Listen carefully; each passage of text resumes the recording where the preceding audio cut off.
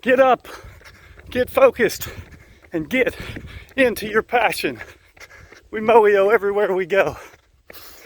We just got back from vacation about a week and a half ago.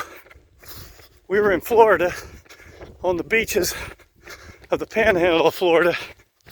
And one day, Latham and Corbett and Pearson and me took off on a walk down the beach.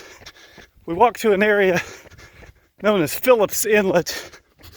Phillips Inlet is a connection between a lake that's on the north side of Okaloosa Island, and it projects towards the ocean. And sometimes the lake makes it all the way to the ocean. Sometimes it goes to within 20, 30 feet and stops. But this inlet is like a tongue of water that stretches towards the ocean. And it's anywhere from 2 to 4 feet deep along the inlet.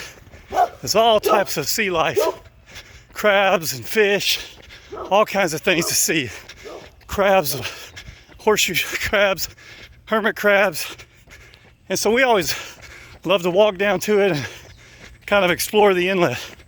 Well, on this day, we were walking through the inlet and we got way back into the inlet.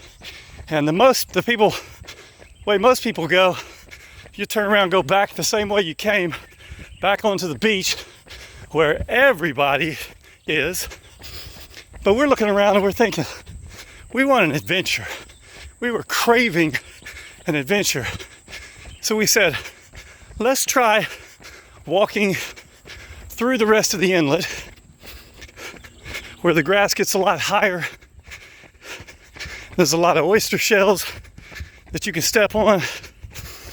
There's a lot of murky areas where you can't see the bottom, but it was an adventure. So we decide we're going for it. So we start on through the inlet, trying to find our way. We come to an area where the grass gets really high, the water gets real murky, can't see the bottom, and beyond that there's some dunes. And the dunes are just littered with thorns and cactus. And we decide we're going through. We're gonna make this a full-on adventure. Something to talk about, something to remember. So we start through the deeper grass, get onto the dunes. We get a little ways into the dunes, and before long, even though I was paying close attention, I stepped on a little cactus that jabbed into the side of my foot. About the same time, Pearson stepped on a thorn, and there was a bunch of fire ants that start biting. And so we are like caught in the midst of thorns and cactus and ants, but we keep barging through, trying to find our way.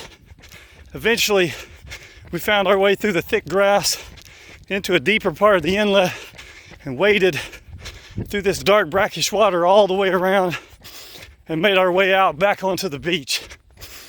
We took a pathway that no one else ever takes, but we did that day because we craved an adventure. We decided whatever it took. We knew there were thorns, we knew there were cactus, we knew there were dangers, we knew it might get uncomfortable, but we wanted that adventure. We craved that adventure. And that's how it is with life. If you try to avoid the thorns and try to avoid the cactus, try to avoid the things that can cause you discomfort, you miss out on the beauty. You miss out on the excitement. You miss out on the adventure. You miss out on your potential. It reminds me of a poem called The Narrow Way. It was written by Bronte. And one of the verses in the poem says, "He that dares not grasp the thorn should never crave the rose." Let me say that again. He who dares not grasp the thorn should never crave the rose. You see, every rose has thorns. Every adventure has pitfalls. Everything in life that's worth something is not cheap. I told you that yesterday. So if you crave adventure, if you crave finding your maximum potential, if you crave greatness, then you better be willing to grasp the thorn, because that's what life is about. And that's what I crave, making the most of every opportunity. Thorns, cactus, no matter what, I'm ready to grasp it if that's what it takes. And if that's what it takes to mow everywhere we go.